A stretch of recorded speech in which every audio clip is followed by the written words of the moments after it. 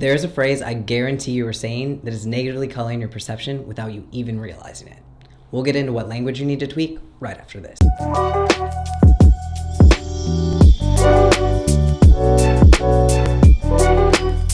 What is up, guys? Namo Himalaya. Stefan Peel here. I'm a communication scholar, media literacy advocate, and law of attraction practitioner, and today we're going to talk about the power of language.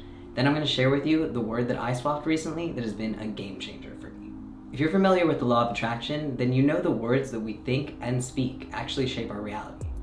So much of our world relies on language to function that we're so used to using it that it just becomes kind of automatic. We choose our words unconsciously and habitually. When we instead choose our words with intention, we can speak into existence the life that we truly want to create for ourselves. You can use language and positive self-talk to reshape perceptions. This is called top-down processing. It's you consciously making a decision using that executive function of your prefrontal cortex to send messages down to your subconscious mind and positively influence your outlook on the world. Become the omniscient observer of your life for a second. So you're now an objective third party that can hear both your thoughts, how you speak to yourself, and all the words you choose to write, speak, put out into the world.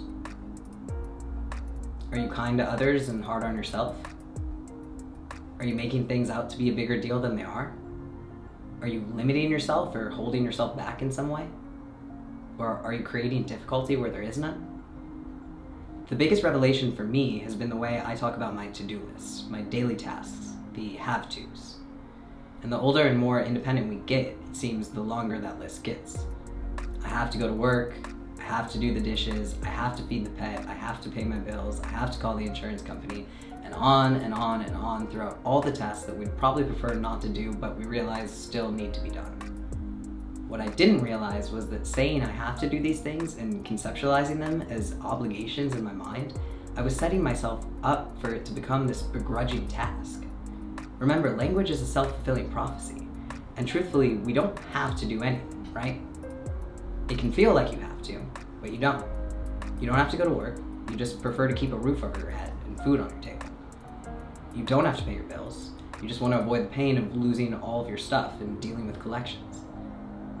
If you truly wanted to, you could just close your eyes and never speak or move ever again. And short of force-feeding or life support, there's very little anyone else can do about it. Now, I'm not suggesting anybody do that or give up this magical gift of life that we've been given. I just say to illustrate that you never actually have to do anything.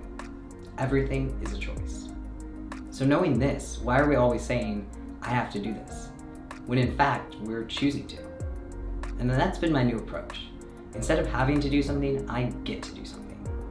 That's the language we use when we're excited about something, right? I get to see my friend later. I get to go to the beach tomorrow. I get to leave work early. That language automatically primes us to have a more positive experience. Now when I'm left with a sink full of dirty dishes at the end of the night, I'm not annoyed with the fact that I have to do them. I get to do the dishes. Just that little switch, swapping the one word, radically changes the perspective of the situation. Because now it's something that you get to do. It's a privilege. Not everyone has clean water from the tap to wash with. Not everyone has food to eat to even dirty the plates in the first place. So this menial task is actually something to be incredibly grateful for. When you switch all your have-tos to get-tos, it's like a light switch. It really conditions your subconscious mind to have a more positive, optimistic perspective. This makes accomplishing your tasks and taking action towards your goals so much easier. I highly encourage you to try it out yourself. If you do, be sure to comment below and let me know what previously boring or dreaded task you're now looking forward to getting to do. If you got any benefit out of this video, please be sure to hit that like button and the subscribe. And don't forget to hit that little notifications button, because I'm committed to bringing you 3 new videos a week, so we can all continue learning, growing, and not only survive, but thrive in 2021 and beyond. Thank you. Love you.